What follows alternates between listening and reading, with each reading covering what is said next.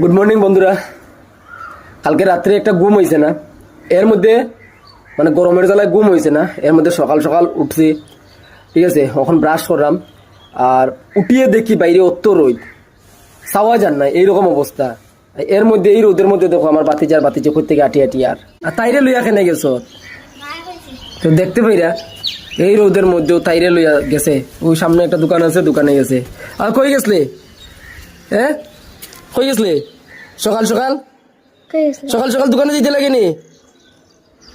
দে কেটা আনছস? দে দে দে, যা করে যা, যা করে যা, যা যা, চাইস না, যা যা, চাইলে দিতাম না, যা। খাইলাই?